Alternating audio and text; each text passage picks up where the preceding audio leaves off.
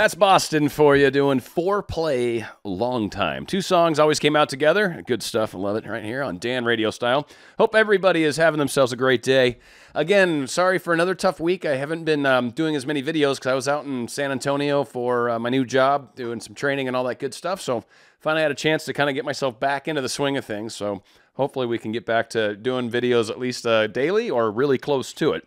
So we're talking about 3 steps to enlightenment. There's 3 different ways that these processes generally happen. And I kind of wanted to cover the 3 of them. We're going to cover them kind of in the order of more people tend to fall into this first group than the second group. And then the third group is kind of like really moving in a great direction, if you will. Just giving some examples here. So the first way that these that people tend to find enlightenment, if you will, is through suffering. So a lot of people feel like they have to go through some sort of suffering in life, and in doing that, they learn some sort of lesson, or they learn some sort of benefit, or they gain some sort of understanding into life, into the intricacies of life, but there's still that almost a need, if you will, for that level of suffering. It's kind of believed. So one thing that we've talked about frequently on my show, and certainly I know Agnes and many other people talk about it, is our beliefs actually affect what we experience. What we have happen in our lives are governed largely by our beliefs. So for a lot of us that maybe are struggling with law of attraction, for example, sometimes it's our beliefs. We don't believe we're doing it right. We don't believe it works. We don't believe what we're doing actually has any sort of ramifications on our lives. And when we have that level of belief that this might not be working, we'll typically find that we'll have a harder time kind of making things manifest, because again, we're constantly doubting ourselves, constantly having a hard time. So our beliefs require or create a lot of our reality. So our thoughts, words, and deeds are what do the manifestation. Our beliefs are what actually shape that manifestation, right? It's like a dough, right? You get the dough all punched out because the dough is just made of your wheat, flour, yeast, whatever. But it's the beliefs are kind of what the shaping does when you're kind of punching it, or if you're spinning it up like a pizza pie, yeah, right? When you're doing that kind of thing, that's kind of the beliefs. That's the shaping of our reality. So a lot of people, when they come in from the suffering standpoint, this enlightenment through suffering, they see the event occur, then they find that they suffer from it, right? Have some sort of pain, some sort of, this is horrible, some sort of, right? And then from that, they gain some sort of knowledge, some sort of understanding into the deeper purpose of life, right? How we all interact and how we learn lessons along the way and all those kinds of things. The second way it often happens is we get enlightenment through outcome. So essentially, coming from this angle and the belief structure from where these people are operating from, that there are no accidents, that everything actually happens for a reason. There is a purpose for what happens. So when things occur to us, it's not an issue of, oh, this is suffering, or, oh, this is bad. It's more an issue of, okay, this has happened. It's obviously supposed to. What's my lesson in it? What's my understanding that's meant to come from this? What's the enlightenment that I'm about to experience or find because of this experience? It's very powerful, and certainly when you can get past the fact that you require suffering to be enlightened, you actually start to get into a much happier kind of flow in life, because you don't have that constant need for that cycle, that suffering cycle that we oftentimes will put ourselves through. And a lot of times, people might be coming at it from a very poor me sort of standpoint, but very spiritually awakened and very aware that there's more to life than what meets the eye to most people, right? But they still have that belief that they need to have suffering. Or, in the case of the second people, they realize that things are happening exactly as they should. And if it didn't happen exactly the way I planned it, well, there's a reason for that. And let's go ahead and take a look at what all's going on, and we'll see if we can kind of move forward with it, if you will. So a lot of times when you're doing it this way, you're thinking about solutions rather than necessarily suffering. So that's kind of one of the key ingredients to this enlightenment through outcomes, is you're looking for solutions. So you come across an obstacle, something in the way, that's a solution in waiting, right? There's always a way. And what's presenting itself to me is obviously here to help me grow.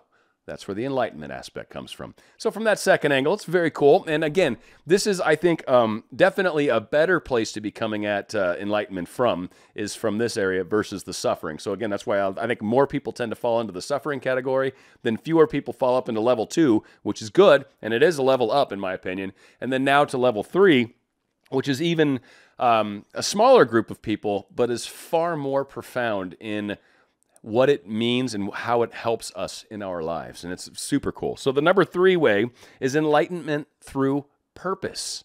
Purpose is extremely powerful. When you can find your purpose in life, or one of your purposes, or something that you feel is a purpose in life, and you start living life from that kind of purpose-driven area. And I think there's a Rick Warren, a real famous religious figure that's in this area, has a purpose-driven life, I think is one of his books that he's written. So again, it's a very common and very popular enlightenment approach, and certainly is amazing as far as the way your life starts to shift when you start to realize that I'm here for a reason. I exist for a reason. I'm alive right here, right now for a reason. That's part of my purpose, for an example. These YouTubes, for sure. Certainly my technology background and my understanding of that, my knowledge of the way people are and my abilities to communicate with people outwardly. These are things that I'm very good at, that I'm kind of here to do, and I've always done it. And when I am behaving in line with my purpose, I tend to feel really, really good about life, about myself, about what I'm bringing to the world. And again, that enlightenment aspect becomes very profound as well, because now you understand that I'm connected to life. I'm connected to the people around me. It's not connected to the outcome, and it's certainly not a requirement to suffer. It is more of, I'm here for a purpose, and that is what I'm going to do, is to try to help elevate the energy of mankind, try to help put smiles on people's faces. There's a very famous author called Viktor Frankl. He wrote Man's Search for Meaning, I believe was the name of the book, about him being in a concentration camp during World War II. And one of his quotes, which is really, really cool, is, "Nothing is more likely to help a person overcome or endure troubles than the consciousness of having a task in life." When you are living your purpose, you are living your task in life. You are being who you are here to be. You are operating from your soul level, and you get that soul gratification. Now, when we are evolving through these evolution cycles or these enlightenment cycles, you're typically going to start benefiting in life via this process. It's part of the awakening process for sure. But as we really start to understand that we're here to grow and evolve and learn and love and spread our wings and fly as high as we possibly can, when we come to accept that, then enlightenment is now a reality. Now, how do we choose to do it? Are we doing it through suffering? Okay, well, that's one way to do it. And if that's the angle you're coming from, I recommend kind of maybe taking a step back and going, wait, do I really believe that I have to suffer? Because if you believe you have to suffer, then you are going to suffer. But if you don't believe that, you don't have to. So maybe you focus on the outcome. Maybe you understand that everything's happening for a reason. Maybe you get the fact that when things occur, okay, cool. There's a little lesson in this, something I can learn. Here's what I can do differently. And here's how I can evolve myself via this experience I just had. Or you come at it from the standpoint of, I know I am here for a purpose. And when I can finally identify what that purpose is and start living my purpose, life starts to open up in such amazing, beautiful ways. And you don't find yourself falling into the other two circles as much, because it's a different mindset. It's a different area that you're working from. And it becomes extremely powerful. So really, when we can find our purpose in life and live it, literally, life changes forever. So hopefully that works out. I got to try to keep these shows a lot shorter right now because I'm using a camera that I started off with. Actually, far better quality camera. I kind of broke my other one. I totally busted it. So I've actually ordered another camera, which I needed to get anyway, but I wasn't planning on spending the money. It's like, I think I could drop almost $900 on this thing. But it comes with, like, tripod and all this other stuff. Anyway. It's part of the purpose of life, right? Part of my purpose. So again, life has created an avenue for me to be able to purchase that. I got a new camera coming. It's going to be really high quality. It's going to be a lot better than the crummy camera I was using.